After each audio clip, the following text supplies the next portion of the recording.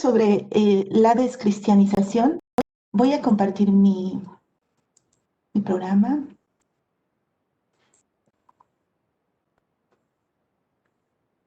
En su artículo sobre la descristianización y laicización en Francia durante el siglo XVIII, Roger Chartier aporta interesantes datos sobre cómo en algunas poblaciones francesas, particularmente en París y en Provenza, los gestos inculcados por el clero de la Reforma Católica sobre legados piadosos se había ido debilitando poco a poco con respecto al siglo XVII, y concluye, a través del análisis de testamentos, de libros de visitas y de libros de misas por las almas, que era evidente que se había presentado un proceso de descristianización en el siglo XVIII, muy anterior de hecho a la Ilustración, y que dicho proceso más o menos había seguido esta secuencia.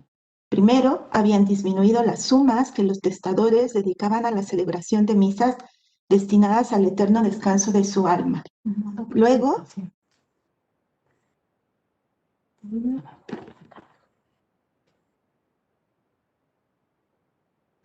se había presentado una indiferencia masiva por el lugar de la sepultura que acogería el cuerpo muerto. Y por último, dice Chartier, se había borrado el gesto mismo del pedido de misas para abreviar o atenuar las penas del purgatorio. Cuando leí este artículo hace poco más de una década, lo primero que pensé es que resultaría sumamente interesante hacer algo parecido para la Nueva España. Interesante, necesario y viable, en el sentido de que contamos con fuentes similares a las francesas, es decir, con fuentes seriales que son homogéneas, repetibles y cuantificables, a través de las cuales podríamos tener indicios de los procesos de cristianización, descristianización, secularización, o como lo propuse y lo propongo en este momento, en la forma en que se configuró Trento en el virreinato novohispano. Cuando uso el término configurar, me refiero particularmente a la forma en que la Iglesia, y específicamente los curas párrocos, transmitieron y fijaron entre los fieles que la salvación eterna se lograba con la gracia transformadora y con una fe ayudada por las obras, esperanzada en los méritos, en la participación de la Eucaristía, en la práctica de las penitencias, en la participación de actos de devoción, en el diligente cumplimiento de los sacramentos y en la celebración de las misas por difunto. Saber o tener indicios de cómo se configuró el ideal tridentino entre los fieles es posible, y es lo que sostengo, a través de la cuantificación y análisis de los sacramentos celebrados por los curas entre los fieles. Creo, por ejemplo, que cuantificar y analizar los libros de defunciones y los libros de misas, de testamentos, que incluyen misas de pitanzas, además de permitir saber cómo se configuró Trento, nos acerca a tener una idea sobre las actitudes, las prácticas y representaciones que los fieles tenían ante la muerte. Y eso es lo que hoy vengo a compartir con todos ustedes. Para mostrar ello, elegí los resultados de mi investigación doctoral que realicé sobre el Sagrario Metropolitano de la Ciudad de México entre 1690 y 1728. Como ustedes pueden apreciar, estas son las partidas que fueron analizadas para la tesis doctoral, pero en este caso, bueno, yo solamente voy a dar los resultados del análisis de las 34.221 partidas de defunciones y de las 960 disposiciones testamentarias que con misas de pitanzas se encuentran en esta parroquia. Para dar cuenta de estos resultados, he dividido esta ponencia en 3 apartados. En el primero voy a explicar la historia de la parroquia del Sagrario, su jurisdicción, sus fieles y su personal eclesiástico. Es muy importante hacerlo en virtud de que estos fieles y sus curas se encuentran en un espacio muy particular que incide sin duda en su conformación cultural y por lo tanto cristiana. Después daré en forma muy breve un perfil de defunción, con el fin de mostrar cómo los libros de entierros nos aproximan a ciertos gestos colectivos que nos permiten acercarnos a la idea que tenían aquellos fieles sobre lo que era la buena muerte o el buen morir. Finalmente voy a explicar la importancia que estos curas y sus fieles le daban a la salvación del alma a través de una práctica poco estudiada aún, conocida como la celebración de misas de pitanza o misas de peso. Bueno, vamos a empezar entonces brevemente qué es la parroquia del Sagrario. El Sagrario fue la parroquia más antigua que se fundó en la Ciudad de México para atender a la población española que llegaba de la península al Nuevo Mundo. Se dice que prestó funciones religiosas desde 1523 o 24, pero en el archivo del Sagrario, el libro de sacramentos más antiguos es de 1536. Los párrocos del Sagrario, además de atender a la población española, comenzaron a impartir sacramentos a todos los residentes no indios, como negros, mulatos, mestizos y castas, que llegaban o residían en esta jurisdicción en calidad de lacayos, sirvientes o esclavos, o dependientes de los españoles. De hecho, los curas del Sagrario fueron los únicos que hasta 1568 atendieron a la población española. En esos años se crea Santa Catarina y Santa Veracruz. Años después, en 1692, se erigió el curato de San Miguel y fueron estas cuatro parroquias, según la traza espiritual propuesta por los franciscanos, las que atendieron solo y principalmente a los españoles y castas, excepto a los indios, que como ustedes saben, ellos eran atendidos dentro de sus repúblicas en las doctrinas, en tanto que eran considerados neófitos de la fe. En el caso de la capital novohispana, entonces, lo que tenemos son 6 doctrinas de indios y 4 de españoles. El Sagrario, entonces, es la parroquia más antigua, pero algo que es importante decir es que es una parroquia, es la parroquia considerada la más pingüe e importante del Arzobispado de México, la más de las 163 parroquias que existían a lo largo y ancho de esta jurisdicción eclesiástica entre 1690 y 1728.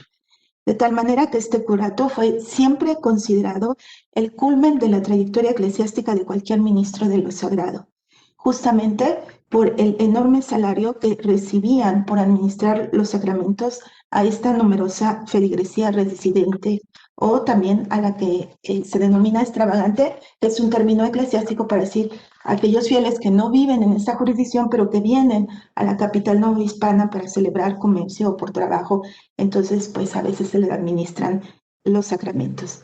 Es una feligresía tan vasta que se contaba por miles. Para que tengan ya una idea de qué inusual esta parroquia es que entre 1690 y 1728 sabemos que esta parroquia contaba con 26,000 fieles residentes. De hecho, es importante señalarles que no existía en toda la América española una parroquia con esta densidad de población. Esta característica, la de una numerosa feligresía, hizo del Sagrario una parroquia sui generis con respecto no solo a los curatos del arzobispado, sino, insisto, de todo el imperio en América, donde las feligresías eran considerablemente más pequeñas y donde sus parroquianos tenían poca movilidad y escasa migración. Pese a lo que uno pueda pensar, estas 26,000 fieles vivían en una jurisdicción territorial muy, muy pequeñita. Nada más para que tengan una idea, mejor los pongo en contexto actual. Por el norte colindaba más o menos hacia Santo Domingo y hacia el sur hasta San Antonio Abad, antes de que se creara la parroquia de San Miguel. Y después Santa Catarina, perdón, del otro lado, más o menos de la Alameda, y después el Palacio Virreinal o Nacional ahora, unas cuadras un poco hacia atrás. Entonces, de verdad, era una jurisdicción muy pequeñita donde vivía muchísima gente. Era muy rica y entonces lo que vamos a tener, y eso por eso empezaba con un poco con esta descripción, es que vamos a tener en esta parroquia a los curas más preparados del Arzobispado de México. Generalmente los curas de esta parroquia, casi todos tienen doctorados en teología o en cánones, y eso va a imprimir, por supuesto, una forma muy particular de la administración del alma, ¿no? Porque además este curato es considerado, entre otras cosas, como lo ha dicho Rodolfo Aguirre, una puerta de acceso para mejores trabajos como para integrarse, por ejemplo, después en una de las dos corporaciones que es el Cabildo de la Catedral o el Cabildo de la Colegiata de Guadalupe, o para formar parte de las curias eclesiásticas, o en el mejor de los casos, que además los hay, es que algunos de estos párrocos pasaron a ser arzobispos. Les he puesto en esta ficha algunas de los números para que vean qué inusual es esta parroquia. Lima, por ejemplo, que era sede del Perú, tenía en total 30,000 habitantes. Santiago de Chile tenía 12,000. Y en esta parroquia había 26,000 fieles. Entonces, bueno, ya se podrán imaginar qué enorme trabajo tenían los curas párrocos de este lugar. Pero bueno, lo que sí quiero que quede muy claro es que lo que tenemos es que son curas bastante preparados. ¿Cuántos curas hay en esta parroquia dando servicios? Más de 27 curas propietarios, más curas semaneros y vicarios. Tenemos de verdad una parroquia en la que generalmente pueden estar trabajando hasta 50 curas. Ganan entre 1,800 y 3,200 pesos al año. Y nada más para que tengan una comparación, generalmente los curas párrocos del arzobispado ganan entre 300 y 400 pesos anuales. Entonces, sí era un verdadero premio llegar al Sagrario Metropolitano y en ese sentido los curas se esforzaban por conservar sus empleos y ser muy buenos ministros a la hora de efectuar los sacramentos. Y eso se nota en la manera en cómo los impartieron en esta parroquia en particular.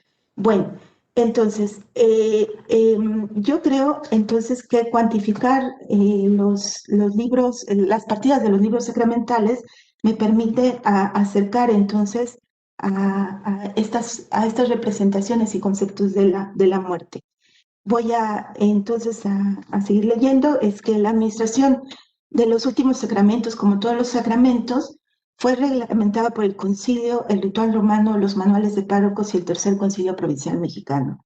En todos ellos se disponía, y lo sabían perfectamente estos curas y por lo menos, y también sus fieles, se disponía, en primer lugar, que este solo se administrara, por ejemplo, a los enfermos, pero señaladamente a aquellos que yacen en tan peligroso estado que parezca están puestos en el término de la vida. Para administrar los últimos sacramentos, el cura párroco debía auxiliarse de 2 ayudantes, uno que llevara el viático y otro el santo óleo. Los manuales disponían que este ritual debía ser realizado con extrema decencia, gravedad y mesura. Para empezar, el párroco, sobre la vestidura talar, debía usar siempre sobrepeliz y estola de color y llevar los ornamentos limpios. En la habitación donde se encontraba el moribundo, debía rezar devotamente antes de darle la confesión, la comunión y la extrema unción. Este último rito consistía en ungir al agonizante con óleo en las 5 partes del cuerpo, los ojos específicamente en los párpados, los oídos, las narices, la boca, en los labios y las manos para que las ofensas que hubieran hecho por vicio de los sentidos y los miembros se sanen con esta medida. Además, los manuales de párrocos recomendaban que si las circunstancias lo permitían, se ungiera a todo moribundo en los lomos, excepto a las mujeres, que por honestidad siempre se omite.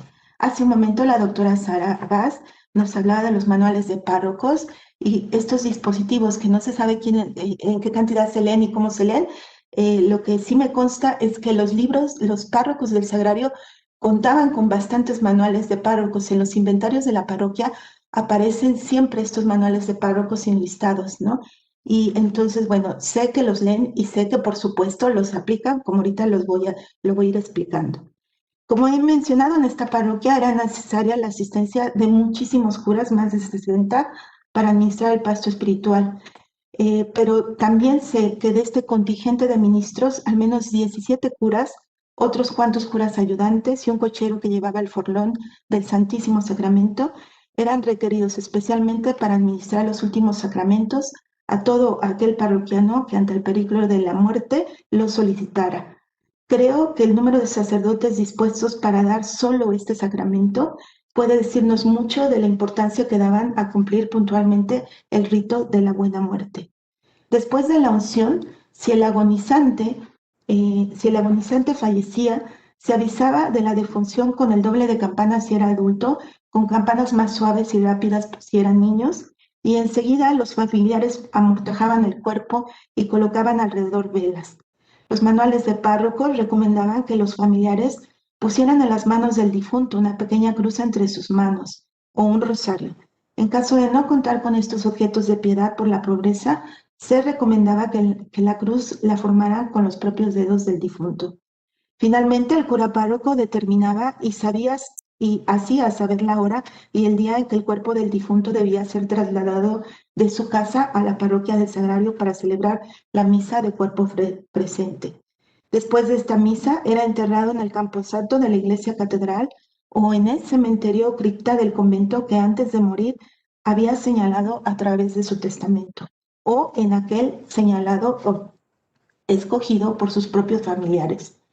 El entierro en otro cementerio que no fuera la parroquia del Feligrés solo se podía hacer con previa autorización del arzobispo o del provisor. Muchos fieles del sagrario decidieron que su cuerpo fuera sepultado en otros lugares por devoción especial a un santo patrón o por tener un vínculo muy especial, piadoso o familiar con alguna orden religiosa, de modo tal que su cuerpo era depositado en conventos como el de San Francisco, Santo Domingo, San Agustín, San Cosme, el de Belemita, San Diego, el del Carmen o San Bernardo. Esta información que les estoy proporcionando aparece justo en las partidas de los entierros, donde se señala en qué lugar fue enterrado el difunto. En este sentido, la actitud de seleccionar un espacio religioso por consideraciones de piedad es parecida a la registrada por los fieles franceses del siglo XVIII descritos por Philippe Arié. Este autor, como ustedes saben, a través del análisis de otra fuente distinta a los libros de defunciones, a saber, las cláusulas relativas al reposo de las almas que se disponían en los testamentos, encontró que la elección de la sepultura se inspira en consideraciones como la piedad religiosa hacia la parroquia, a una orden religiosa o a un santo, piedad que podía ser individual o compartida familiarmente. Ahora bien, la misa del cuerpo presente y el entierro se celebraba de diversas maneras según si el difunto era adulto o párvulo. Sin embargo, la condición económica del fallecido y de su familia marcaba notablemente la forma en que ésta se efectuaba. En el sagrario, donde residían fieles de diferentes extractos sociales y posibilidades económicas, es notable las diferencias que se presentaban durante la realización de estas ceremonias. Hubo aquellas que eran extremadamente sencillas, varias incluso hechas en calidad de limosna por la notoria pobreza o indigencia del fiel difunto, como la que se celebró para una mulata que tiraron en la casa del San Salvador, o aquellas hechas con notable pompa y fausto en las que alrededor del lecho mortuorio, en los altares y en las tumbas, se colocaban numerosa cantidad de velas, se celebraban varios novenarios y honras fúnebres, por ejemplo, la que se celebró para el doctor Manuel Muñoz de Ahumada, quien dispuso en su testamento más de 195 pesos para alumbrar el cuerpo, colocar velas en los altares y en las tumbas y pagar lo necesario para bujías y hachas. Según su testamento, alrededor del cuerpo se dispuso o se debía disponer 200 velas de 3 onzas y 14 de 11 onzas, además de colocar en los altares y de repartir algunas para el prelado, los miembros del cabildo y otras religiones.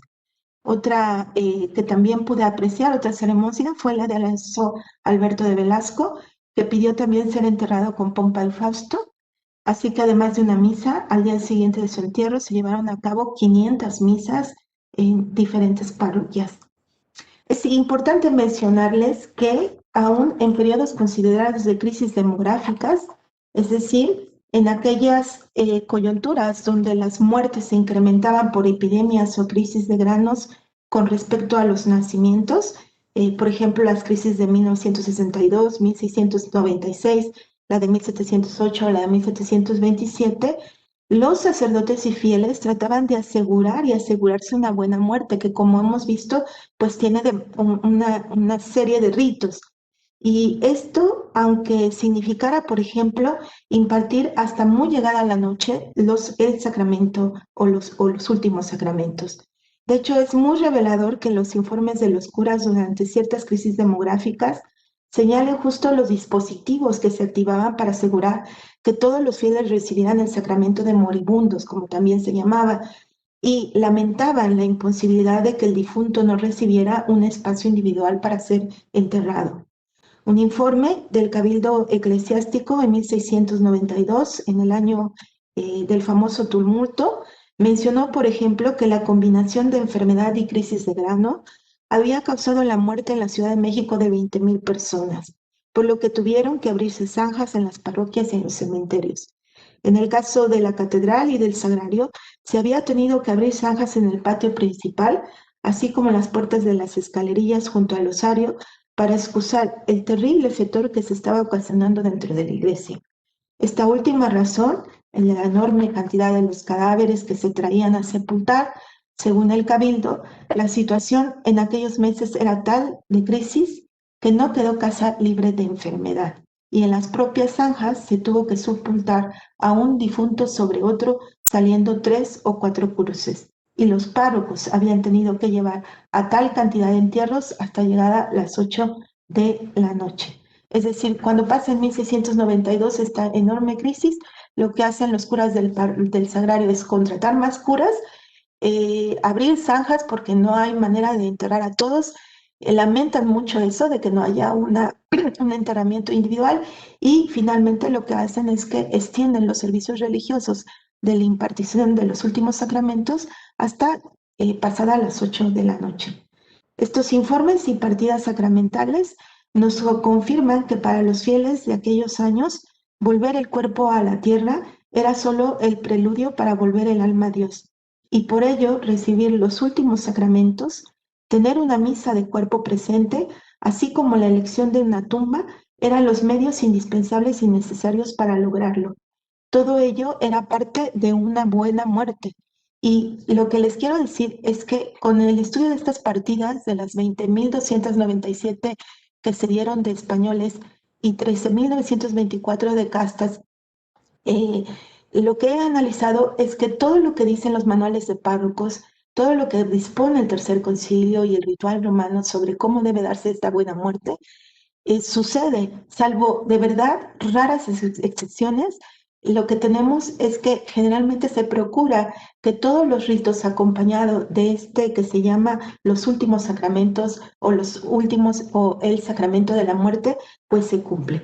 Y entonces, y en este sentido, creo que la Iglesia, por lo menos para estos años que va de 1690 a 1628, en la Iglesia del Sagrario, pues lo que tenemos entonces es que se ha configurado perfectamente lo que dice Trento respecto al sacramento y respecto a la salvación del alma, o para conseguir la salvación del alma, y en ese sentido podríamos decir que es exitoso la manera en cómo se ha asimilado Trento. Eh, Ellos entonces saben que es muy importante llevar a cabo la buena muerte porque eso garantiza la salvación del alma y estar con Dios. Pero también saben que para lograr esto siempre era necesario hacer algo más allá de la muerte. Y por ello, y en este sentido, la Iglesia configuró una práctica muy particular para ganar la vida eterna, que era las misas por el alma del fiel difunto. En esta parroquia en particular, los feligreses dejaron cuantiosas, medianas o pequeñas fortunas que garantizaban precisamente la salvación eterna del alma después de morir. Estas eran denominadas en la administración diocesana como misas de pitanza o misas de peso o misas por el alma. Vamos a ver entonces cómo eran estas y cómo nos acercan al concepto que los fieles tenían del mundo. Bueno, em, a diferencia del mundo protestante, en donde el fiel estaba predestinado a la salvación, donde solo por la fe en Cristo se obtenía esta, en el mundo católico tridentino, esta, como ustedes saben, se lograba con méritos y buenas obras. El Concilio de Trento, en el capítulo 16 sobre el fruto de la justificación, señaló con énfasis el mérito de las obras, el ejercicio de la caridad y el cumplimiento puntual de los sacramentos para lograr la salvación eterna. En los 33 cánones que conforman dicho capítulo, se alentó y sancionó a que el fiel, sin esperar y sin ser animado, buscara la salvación eterna a través de las obras y del ejercicio de las virtudes para merecer la salvación. Los postulados de Trento sobre la salvación fueron aprendidos con H y sin H por todos los fieles novohispanos, y particularmente me queda claro que por los fieles del Sagrario, porque este es un estudio de caso, no me gustaría generalizar porque este es algo, es decir, lo que pasa en una parroquia como la del Sagrario, que está en la Ciudad de México, sede de los poderes reales y eclesiásticos, es que lo que tengo posiblemente, y lo que veo reflejado, son fieles muy educados en Trento, porque tienen además párrocos muy diligentes en aplicar Trento, pero supongo que esto no puede pasar en otras parroquias más alejadas o en parroquias de misión. De eso lo diré en conclusión. Pero bueno, Los postulados de Trento sobre la salvación fueron aprendidos y aprendidos por todos los fieles novohispanos y de hecho configuraron la vida religiosa en esta ciudad y en esta parroquia frente a la muerte, entendida esta es, insisto, como el preludio para la salvación eterna. Los fieles del Sagrario, bajo estos preceptos, vieron en la práctica diligente de los sacramentos o en la institución de obras piadosas como la donación de determinada cantidad de dinero para dotes de huérfanos, de pobres o desvalidos, o en la aprobación de prácticas que promovieran la devoción a un santo particular, uno de los caminos para lograr la salvación. Otra forma para asegurar la salvación eterna fue la celebración de misas o rosarios en favor del alma del difunto, misas que comenzaban de inmediato hasta la muerte y continuaban celebrándose en fechas específicas. Y es que ciertamente el Concilio de Trento, al ratificar la existencia del purgatorio, señaló que las almas detenidas en él recibían el alivio con los sufragios de los fieles y en especial con el aceptable sacrificio de la misa. Como bien lo ha expuesto Boveser, le voy a citar, fue a partir del Tercer Concilio Provincial Mexicano, celebrado en 1585, cuando se adoptaron las resoluciones del Concilio de Trento y el clero novohispano comenzó a propagar la existencia del purgatorio entre los devotos e impulsar la realización de sufragios a favor de las almas en penas. Para afianzar la doctrina, instituyó además días específicos para recordar a los muertos, mandó a pintar cuadros con escenas del purgatorio y propició la celebración de las misas de difuntos. Esta es la razón que explica por qué la Iglesia y por lo tanto en el Sagrario Metropolitano cientos de fieles instituyeron antes de morir legados piadosos en bien de su alma, o como ellos lo denominaban, misas por su alma. Entre 1690 y 1728, 970 fieles de dicha parroquia dispusieron en sus testamentos una determinada cantidad o monto de dinero para que los párrocos del Sagrario celebraran misas de apeso por su alma.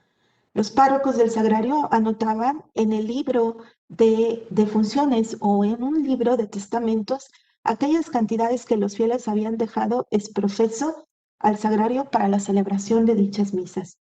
El número de legados para la celebración de misas por el alma eran también denominadas de apeso misas de pitanza y hemos contabilizado a través de dichos libros que corresponden aproximadamente al 3% del total de la población que en estos años falleció en esta jurisdicción.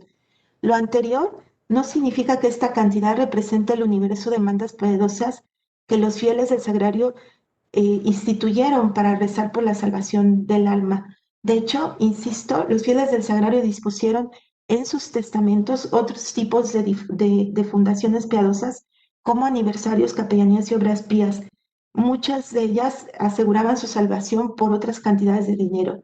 La diferencia entre estas misas y de las que les estoy comentando es que estas solo eran por $1. Entonces, es importante decirles que estas misas se convirtieron de verdad en un enorme ingreso para los curas del Sagrario y ahorita les voy a dar las cantidades para que tengan esta idea, pero para que sea más, para que pueda ejemplificar mejor, les voy a poner el caso de María Ramírez de Segura, que en 1695 era una doncella fiel del Sagrario, que al recibir los últimos sacramentos dispuso ser enterrada en el convento del Carmen y también dispuso en su testamento que se celebraran varias misas de pitanza, es decir, de apeso. 50 tenían que ser dichas en la iglesia de San Francisco, 400 en el convento del Carmen, 1000 en la propia parroquia del Sagrario y 36 tenían que ser pagadas por la Cofradía del Santísimo Sacramento y celebrada en cualquier otra parroquia. Los montos asignados para misas de pitanzas por los fieles del Sagrario variaron considerablemente, tanto como diversa era la feligresía. Hubo fieles que donaron 5, 8 o 10 pesos, otros que hicieron legados de 50 a 100 pesos, como pueden observar en el cuadro, o aquellos que pertenecientes a la élite novohispana dejaron considerables cantidades de dinero para este objeto. Por ejemplo, el capitán Francisco Canales, que pertenecía a la Orden de Calatrava, legó 5,500 pesos en 1693 para que se rezaran en la misma cantidad de misas. A través de la cuantificación de los montos registrados en los libros de difuntos y de testamentos de esta parroquia, hemos logrado saber que entre dichos años aproximadamente los 960 fieles legaron solo por este concepto la considerable cantidad de 523,544 reales. Es decir, se celebraron 523,000 misas. Es una considerable cantidad si consideramos tan solo la cifra que yo les mencioné hace un rato de cuánto ganaba un cura propietario, que ganaba entre 1,800 y 3,600. Pero resulta como más evidente que es una cantidad enorme si yo les comentara que esta cantidad de 523,000 es semejante a lo que en un año se recolectaba por concepto de diezmo en el Arzobispado de México. Entonces, bueno, las aportaciones, como les he dicho, variaban considerablemente, como se puede apreciar en este cuadro de misas. Bueno, la cantidad de dinero legado en el lapso de estos 38 años es sin lugar a dudas una muestra clara de que la salvación eterna era para los fieles del Sagrario una verdadera preocupación terrenal y que esta era una sociedad sacralizada, es decir, una sociedad donde la muerte, por ejemplo, se le atribuía un carácter sagrado, en este caso particular, como el momento previo para la salvación del alma. Lamentablemente, a diferencia del caso francés, en México contamos con muy pocos estudios que nos permiten saber cómo era la actitud de los fieles novohispanos ante la muerte a través de la cuantificación de legados piadosos, como las misas por el alma, o el estudio de las partidas, puntualmente viéndolas desde este enfoque de análisis. Tampoco sabemos si esta actitud declinó con los años o aumentó en coyunturas específicas como sequías, epidemias o guerras. En conclusión, como hemos visto, los curas párrocos como intermediarios de lo divino aseguraron a sus fieles a través de la administración los últimos sacramentos. Eh, Administrar los últimos sacramentos era garantizar que se volvía el cuerpo a la tierra, pero más importante aún, el alma a Dios. Los fieles del Sagrario Metropolitano buscaron diligentemente asegurar la salvación de sus fieles que solicitaban por propia petición o por solicitud de la familia la administración del viático, la misa del cuerpo presente, la elección de la tumba y legando determinadas capitales piadosos para la celebración de misas. La actitud colectiva, por lo menos en esta parroquia ante la muerte, es que esta era el paso a la salvación eterna, esta última que se ganaba en vida y se aseguraba aún después de la muerte. En el primer caso, a través del puntual cumplimiento del sacramento de moribundos y en el segundo, a través de las misas por su alma. Es evidente, por lo menos en esta parroquia del Sagrario, que los fieles entendían que el gran deber del cristiano era lograr la salvación y que ésta siempre venía acompañada de la muerte del cuerpo que, como se decía en aquella época, iba a la tierra para volver el alma a Dios. Muchas gracias.